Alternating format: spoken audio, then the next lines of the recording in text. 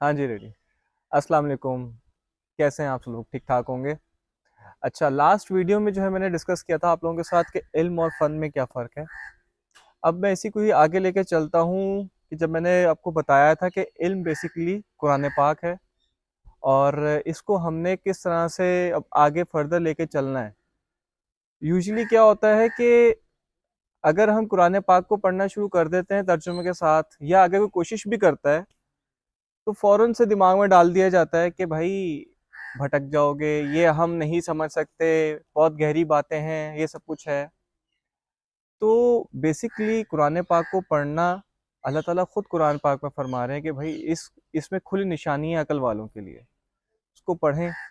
लेकिन हमें जब इस तरह से कहा जाता है कि आपकी समझ में नहीं आएगा, और एक तरफ अल्लाह कह रहा है कि भाई आपको अकल दी गई है और सबको एक सी दी गई है, तो इट मीन्स कि हम अपने आप को खुद ही जाहिल कह रहे हैं। कुरान पाक को पढ़ने की बारी, लेकिन इसी के ही ऑल्टरनेटिव हम जब दूसरी तरफ चलें अपनी जो आम जिंदगी में, तो वहाँ पे पेरेंट्स, अम्मा अब्बा खुद, बेटा ए फॉर एप्पल बोलो, बी फॉर बॉल बोलो, 1 2 3 अलिफ बे पे ते टे से, वहाँ पे दूसरी लैंग्वेजेस सिखाई जा रही हैं। लेकिन जब बारी आती है कुरान पाक की सिखाने की, तो हमें चाहिए जी कारी साहब। और अगर कहीं वॉक पे भी आप जा रहे हो तो पेरेंट क्या कहेंगे, बेटा अच्छा चले मुझे ये वाली पोएम सुना दें, अच्छा चले बेटा मुझे ये वाली पोएम सुना दें, अच्छा अंकल को अब जरा ये वाला कैलकुलेशन करके दिखाएं या आंटी को करके दिखाएं।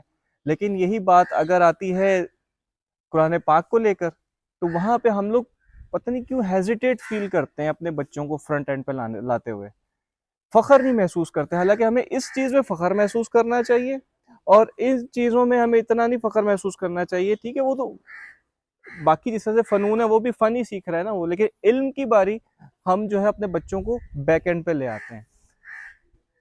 दूसरी बात ये कि एक तरफ हम कह रहे हैं कि जी हम अपने बच्चों को लैंग्वेजेस सिखा रहे हैं, जैसे जैसे बच्चा बड़ा होता है फिर वो इंग्लिश, देन उसके बाद कोई जर्मन सीख रहा है, कोई फ्रेंच सीख रहा है, लेकिन क्यों नहीं शौक पैदा होता बच्चों में अरबी सीखने का? क्योंकि उसकी सबसे बड़ी वजह क्या है?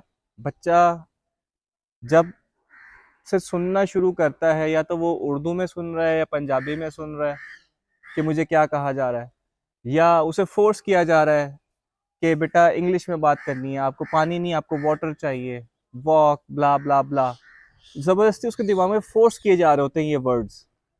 तो आ जाके बात जो खत्म है ना, वो होती है हमारे पेरेंट्स पे।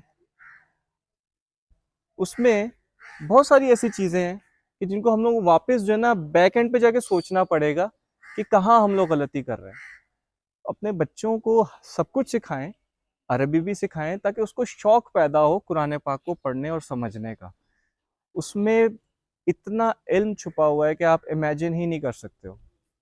इंशाल्लाह आगे इसमें फर्दर और बात करेंगे हम लोग नेक्स्ट वीडियो में। Thank you.